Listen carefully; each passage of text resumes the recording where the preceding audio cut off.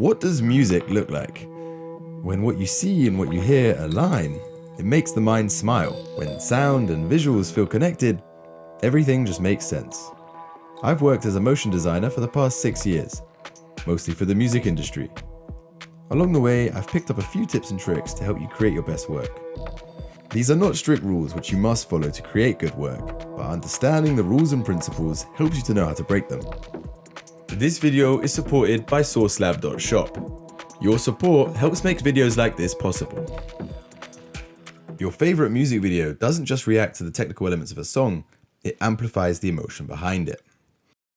At a live show, the visuals pulse and react to the sound, drawing you in deeper. In a film, a powerful score can turn a quiet scene into something unforgettable. This is the magic of the audiovisual experience, where sound and image work together to move you. Usually, you'll have two options as a starting point for visualizing music. You can either animate to match the sound, or design sound to follow animation. This usually involves some back and forth to get the best outcome.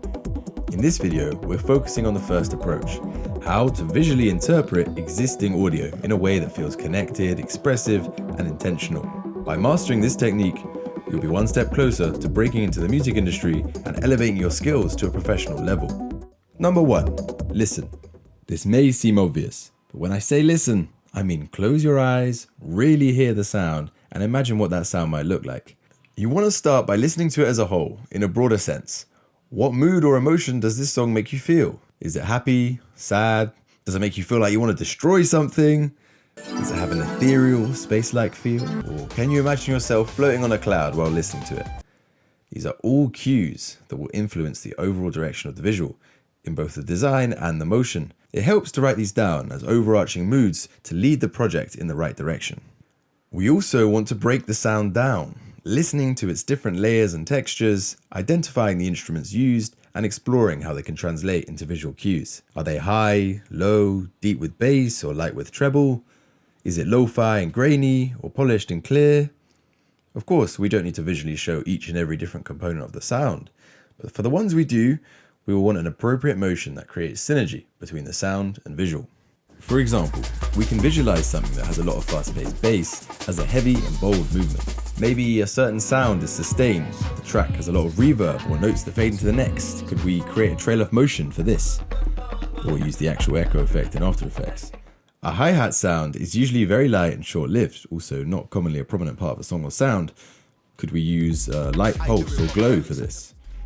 We ideally want to emphasize the more prominent components so they leave more of an impact on the viewer. Here's a quite literal example of how the different instruments and components in a song can be explored visually.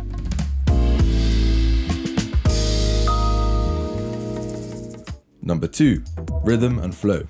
One way to ensure that the rhythm and flow of the visuals work in harmony with the audio is to break the sound down into its beats, accents, and flow. This will help to guide the motion timing. Let's take a brief overview of each of these 3 musical elements.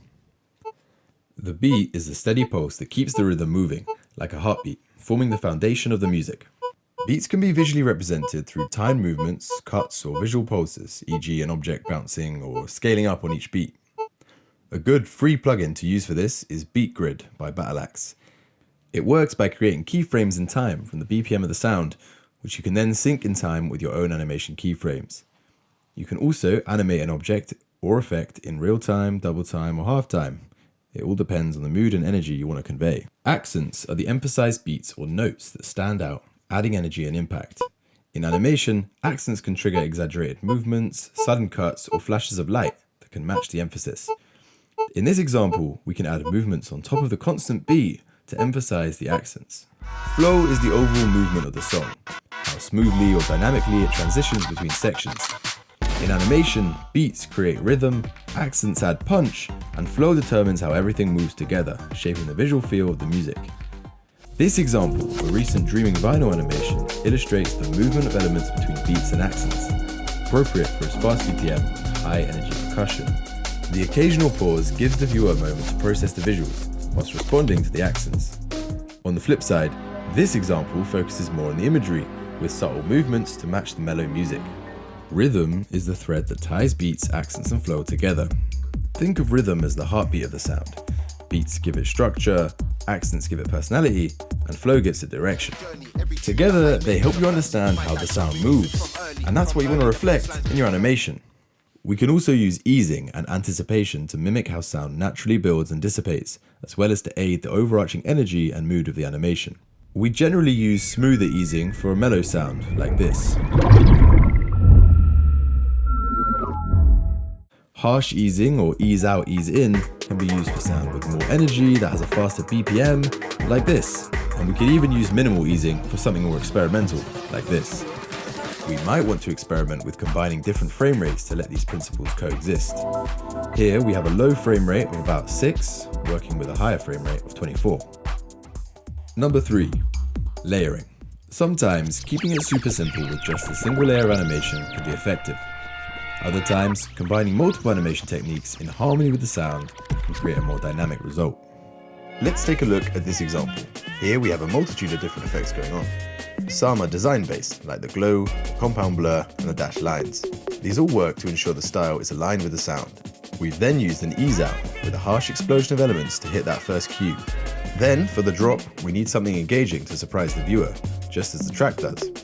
Here we flick through different text styles at low frame rate to work with the drums. We simultaneously maintain a pulsing motion with the expanding text, which works with the other prominent layer of sound.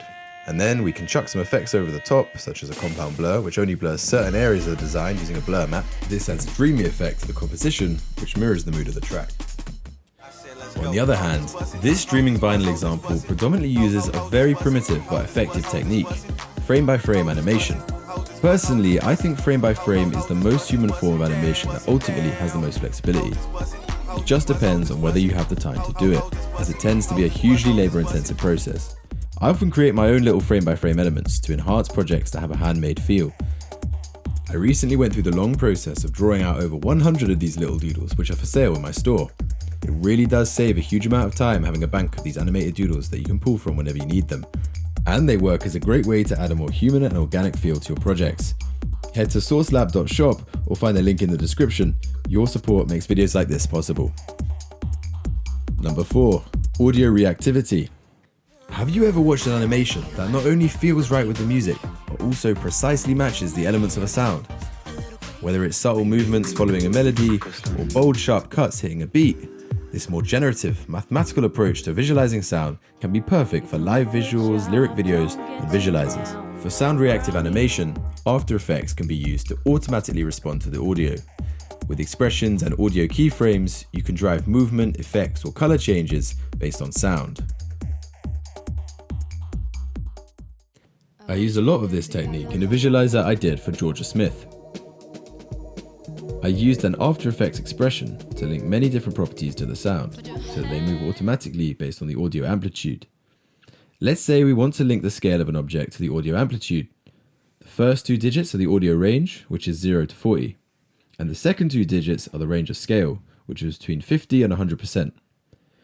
Using these titles as an example, you can get super creative with the properties that are linked to the audio keyframes.